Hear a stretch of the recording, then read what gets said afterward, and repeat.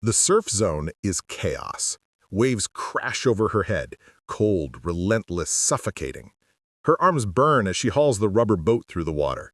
7 men are supposed to be helping. Only 3 are actually pulling their weight. The rest have already given up on her. "Come on, Martinez," one of them screams over the roar of the ocean. "You're slowing us down."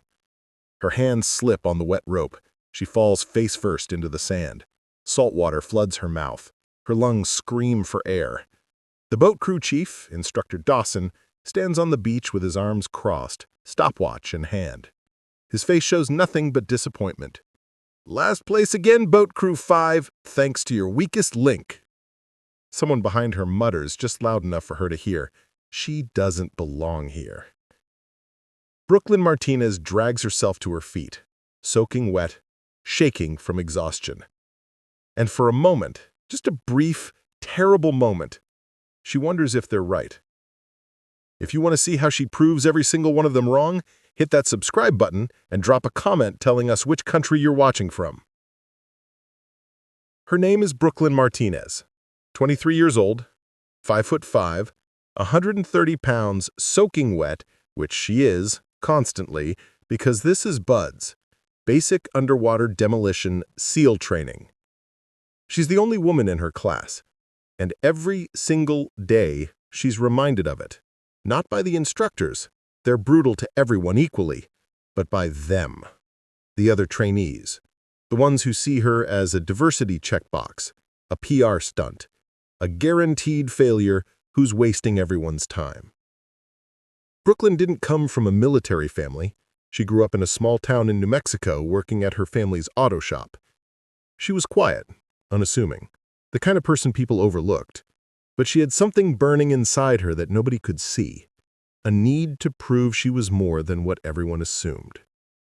What nobody in her BUDS class knows, what Brooklyn never talks about, is that before she enlisted, she spent 4 years training in Brazilian Jiu-Jitsu under Professor Samuel Ironhead Torres, a former Marine Corps martial arts instructor, a man who believed that technique beats strength every single time.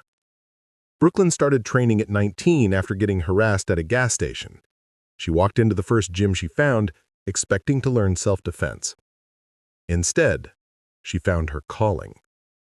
Ironhead saw her frustration, the anger at being underestimated her whole life, and channeled it into something devastating.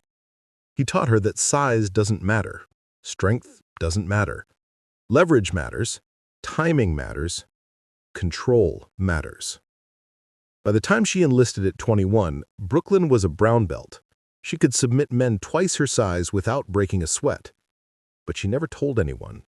Because in a place like BUDS, where physical dominance is everything, admitting you're good at something technical sounds like making excuses. So she kept her mouth shut and let them underestimate her. Week 3. The Chow Hall. Brooklyn sits alone at the far end of a table, shoveling down food as fast as she can. Calories are survival here. You eat fast, you eat everything, and you don't waste time talking. She doesn't notice him approach, not until the tray slams down next to her. His name is Kyle Brennan, 6'2", former college linebacker, the kind of guy who coasted through life on natural strength and a loud mouth. "Hey, Martinez," he says, loud enough for the whole table to hear, "how long you gonna keep dragging us down before you quit?" Brooklyn doesn't look up. "I'm not quitting." "Yeah? 'Cause last I checked, you're the reason Boat Crew 5 is dead last in every evolution." Silence falls over the table. Everyone's watching now. Brooklyn sets down her fork, slowly. "We're last because half of you stop trying the second things get hard." Brennan's jaw tightens. "You calling me weak? I'm saying maybe you should pull your weight instead of blaming me for yours." The tension is electric. Then Brennan does something that crosses the line. He picks up a handful of mashed potatoes from his tray and throws it directly at her face. It hits her cheek, slides down her jaw. The table erupts in laughter. Brooklyn sits there, perfectly still, mashed potatoes dripping onto her shirt.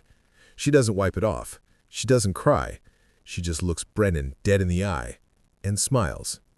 "Feel better?" Brennan leans in close. "You don't scare me, Martinez. You're nothing." Brooklyn stands up, calmly wipes her face with a napkin, and walks away. Behind her, the laughter continues. But inside? Inside, something hardens. Week 5. Combatives training. The entire class is gathered in the sandpit. Instructor Dawson stands in the center, arms folded.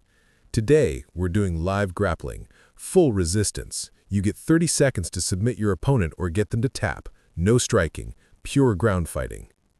He scans the group. Brennan, you're up first. Brennan steps forward, grinning. He's won every single grappling match so far.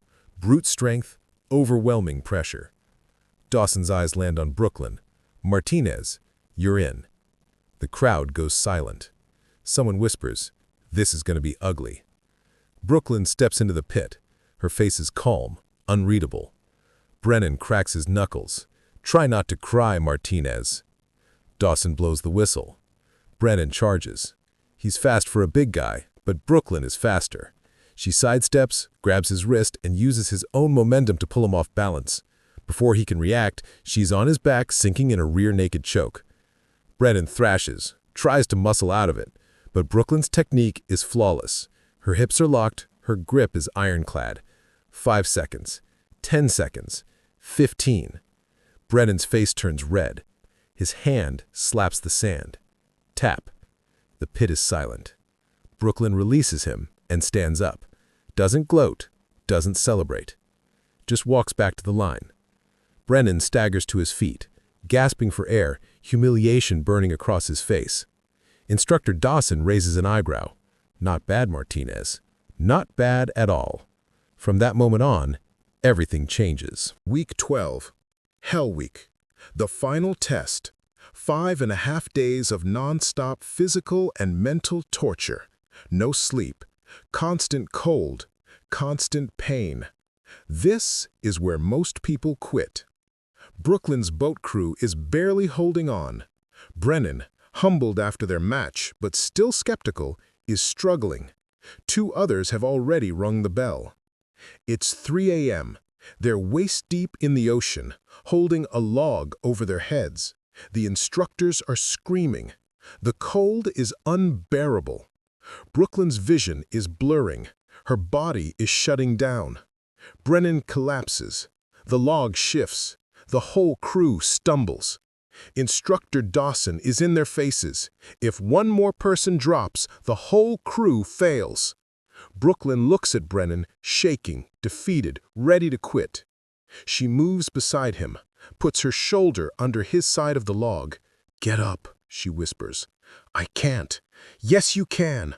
On 3. 1, 2, 3, up!" She lifts. Brennan lifts. The log rises. The crew stabilizes. They hold. 30 seconds. 1 minute. 2. Dawson finally blows the whistle. "Log down! Move out!" The crew collapses onto the sand, gasping, broken. Brennan looks at Brooklyn, soaking wet, shaking, barely conscious. You just saved my ass." Brooklyn doesn't answer. She just stands up and keeps moving. Graduation day. 212 started buds. 23 made it through. Brooklyn Martinez is one of them. The commanding officer stands at the podium, holding a single plaque. This award goes to the trainee who demonstrated the highest overall performance across all evolutions: academic excellence, physical endurance, leadership under pressure. He pauses. Congratulations to the honor man of Class 357, Brooklyn Martinez. The room erupts. Even Brennan, standing in formation beside her, breaks protocol and grins. As Brooklyn steps forward to accept the award, the room full of warriors, men who doubted her, mocked her, underestimated her, rises to their feet. Applause thunders through the auditorium. Later, outside, Brennan approaches her. "Hey, Martinez." She turns.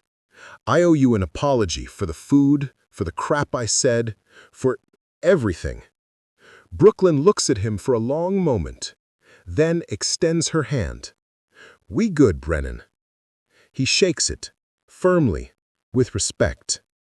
As she walks toward the sunset, navy sealed trident gleaming on her chest, Brooklyn thinks back to that moment in the chow hall, when they laughed, when they threw food at her, when they treated her like nothing.